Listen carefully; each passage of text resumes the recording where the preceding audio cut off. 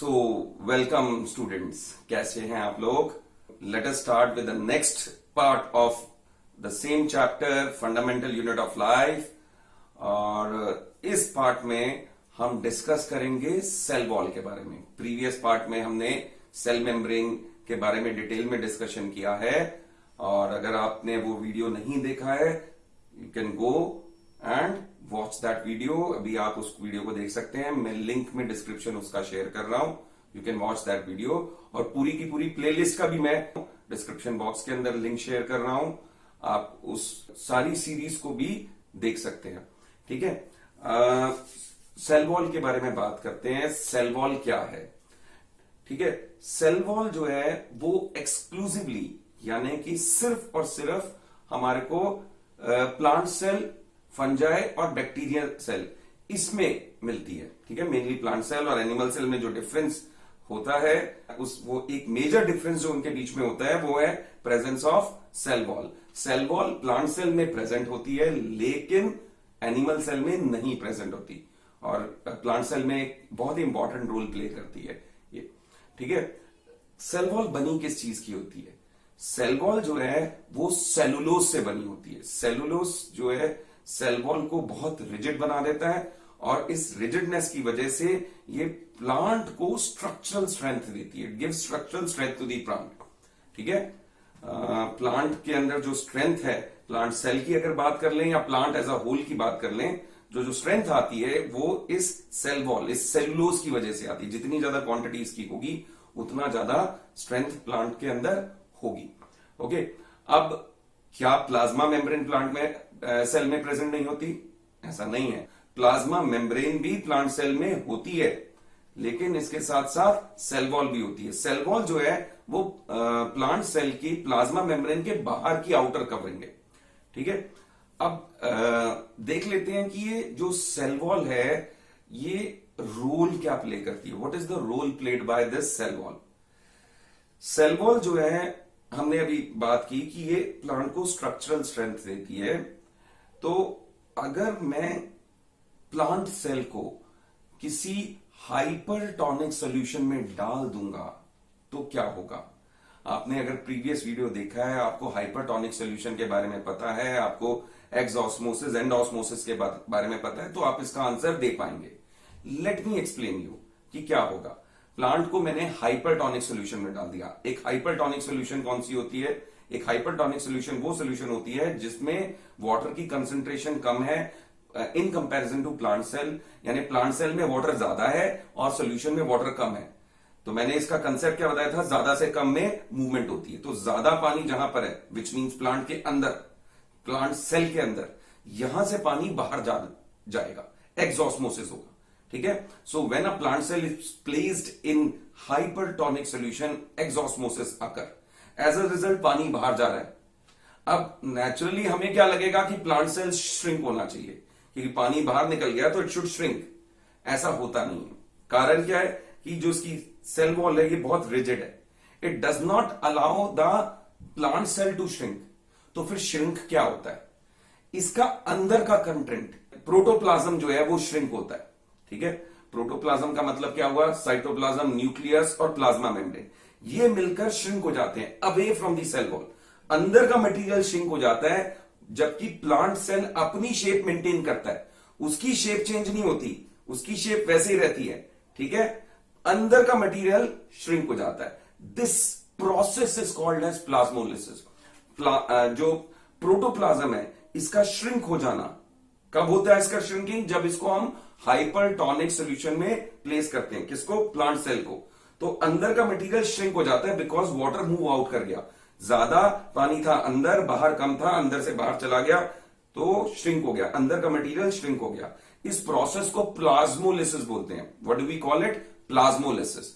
Okay, now अगर हम plant cell को हाइपोटोनिक सॉल्यूशन में डाल दें, हाइपोटोनिक सॉल्यूशन हाइपरटोनिक सॉल्यूशन के उल्टा।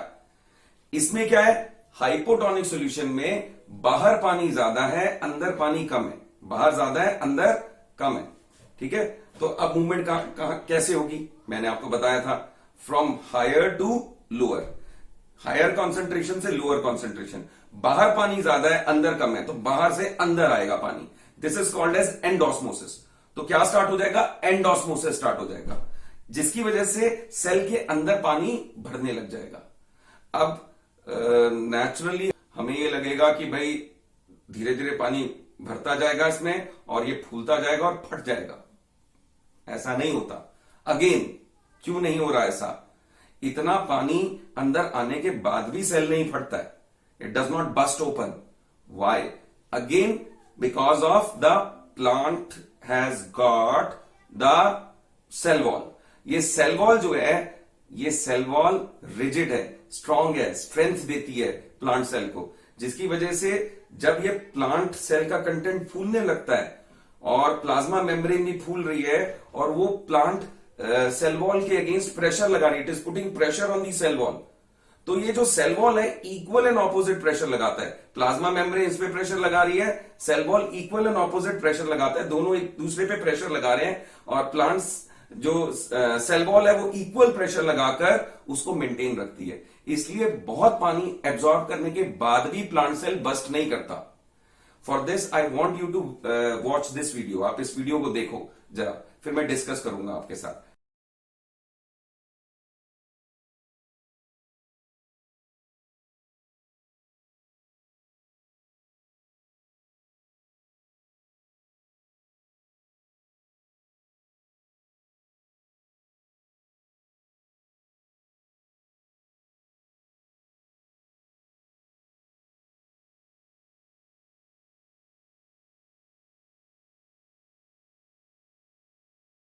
Let me ask you few questions.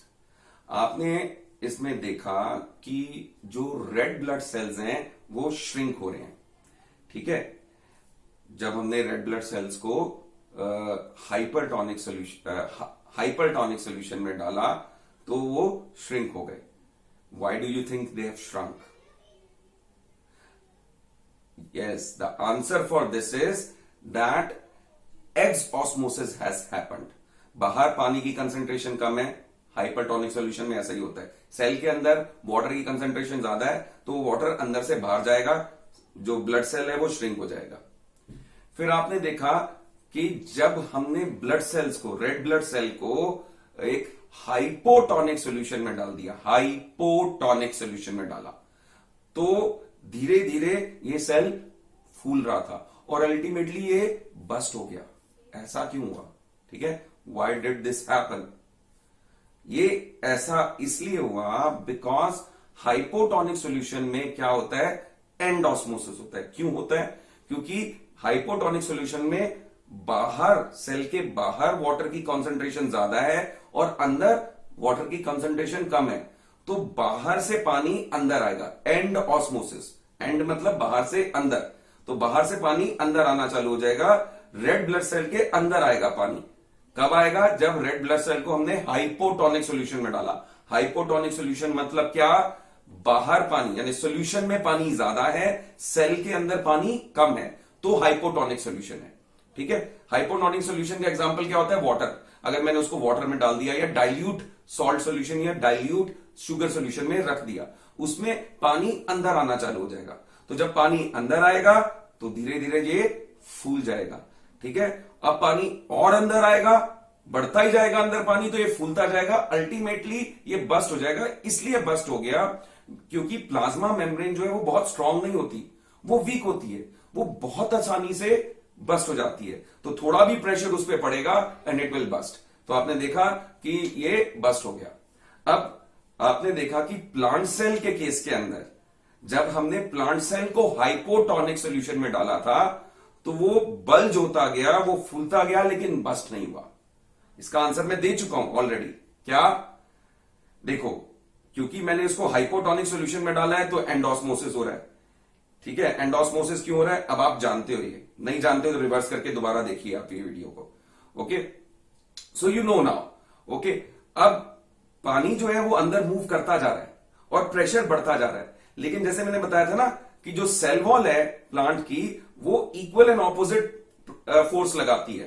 अंदर का मटेरियल बाहर की तरफ बल्ज कर रहा है, लेकिन जो सेल वॉल है वो रिजिड है, वो स्ट्रांग है। ठीक है, it's a very strong thing, rigid thing, वो इक्वल प्रेशर लगाती है और सारे मटेरियल को अंदर ही रखती है, उसको बस्ट नहीं होने देती। तो इसलिए प्लांट सेल फूल तो जाता है लेकिन बस्ट नहीं होता, राइट? ठीक है। अब इसी कॉन्सेप्ट पर हम एक एक्टिविटी कर सकते हैं, एनसीईआरटी बुक में भी ये एक्टिविटी दी हुई है, रोहियो लीव की एक्टिविटी है। आपने क्या करना है, रोहियो लीव का पील निकालना है। रोहियो लीव का पील कैसे निकालेंगे, आप एक रोहियो लीव ले लेंगे और उसको ब्रेक करेंगे, स्नैप करेंगे और नीचे से ऐसे पुल करेंगे तो उसकी नीचे की लेयर की थिन सी लेयर निकल आएगी बाहर। उसके 2 पीसेस आपने काट लेने हैं, एक पीस को स्लाइड 1 नाम दे करके उस पर प्लेस कर देना है और उसमें डाइल्यूट सॉल्ट सॉल्यूशन पुट करना है। ठीक है, उस रोहियो लीव के जो पील है उसके ऊपर डाइल्यूट सॉल्ट सॉल्यूशन पुट करना है। ठीक है, और उसके ऊपर कवर स्लिप लगा देनी है, ऐसे करके उसको रख देना है फॉर 5 मिनट्स, राइट? अब दूसरी स्लाइड 2 लेनी है, उसमें दूसरा पीस आपने रखना है और उसमें जो है कॉन्सेंट्रेटेड सॉल्ट सॉल्यूशन वो आपने कुछ ड्रॉप्स उस रोहियो लीव के ऊपर पुट कर देने हैं और उसके ऊपर कवर स्लिप लगा देनी है। ठीक है, इस तरह से 2 स्लाइड्स आपने प्रिपेयर करनी है। एक में रोहियो लीव के पील का पीस है जो कि डाइल्यूट सॉल्यूशन में है और एक में है जो कि स्ट्रॉन्ग सॉल्यूशन में है। What do you think will happen in both the slides? Observation क्या होगा? आपको मैंने एक्सप्लेन किया है अभी, endosmosis, exosmosis, hint is that. ठीक है, हाइपरटोनिक सॉल्यूशन, हाइपोटोनिक सॉल्यूशन, ये मैंने अभी आपको एक्सप्लेन किया है। तो क्या होगा, what do you think will happen? Of course slide 1 में आपने हाइपोटोनिक सॉल्यूशन डाला है तो एंडोस्मोसिस होगा, जिसकी वजह से सेल्स जो हैं वो स्वलन अप हो जाएंगे। क्यों होंगे? Explanation is already I have discussed, आपको पता होनी चाहिए ये। ठीक है, नहीं पता तो रिवर्स करके वीडियो को आप देखिए दोबारा से।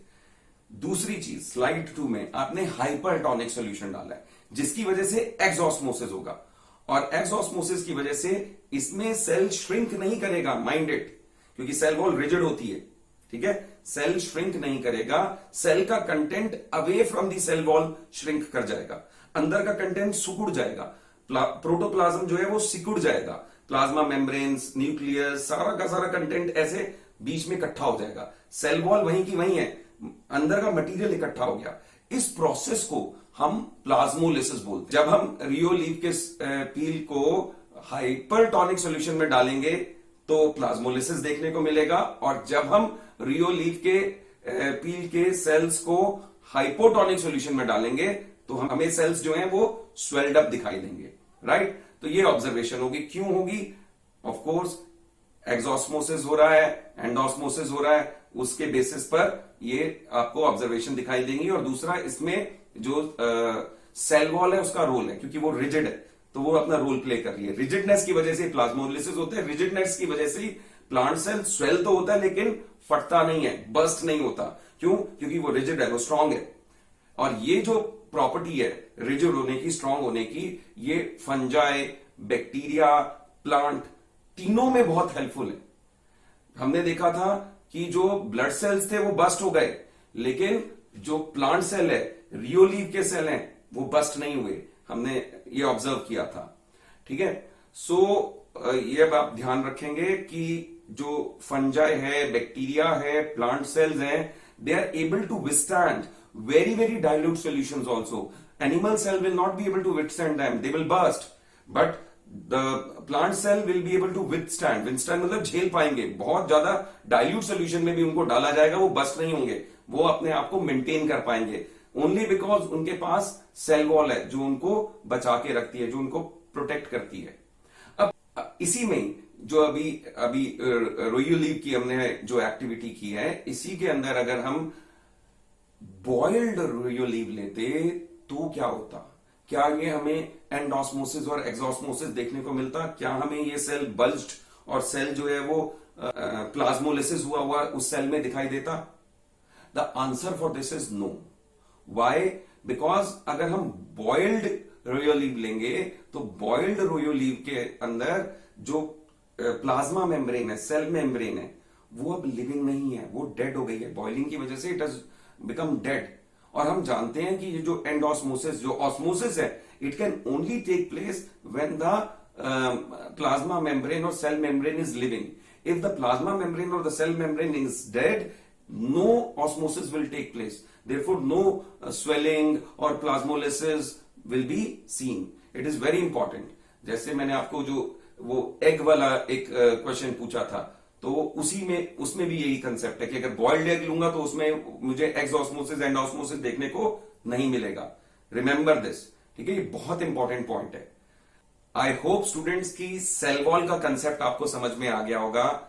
और सेल वॉल किससे बनी होती है हमने ये डिस्कस किया इस वीडियो में. सेल वॉल जो है वो प्लांट सेल के लिए क्या रोल प्ले करती है एक्सऑस्मोसिस में, एंडोस्मोसिस में, ये हमने डिस्कस किया. किस तरह से वो डाइल्यूट सॉल्यूशंस में प्लांट सेल को बस्ट होने से बचाती है, किस तरह से उसमें प्लाज्मोलिसिस होता है, ये सारा कुछ हमने इस वीडियो के अंदर डिस्कस किया. आई होप सेल वॉल से रिलेटेड आई थिंक बहुत सारे आपके डाउट्स अब क्लियर हो गए होंगे. Still if you have any doubts, any problems, कोई ऐसी चीज जिसके ऊपर आप चाहते हो कि मैं वीडियो बनाऊं, तो आप प्लीज कमेंट बॉक्स में ये लिख सकते हो. Share your views, share your ideas with me. Like button जरूर प्रेस करिए, बेल आइकॉन जरूर प्रेस करिए, मेरे चैनल को जरूर आप सब्सक्राइब कीजिए. Thank you so much for supporting me. Bye for today. आज के लिए बस इतना ही. Bye bye.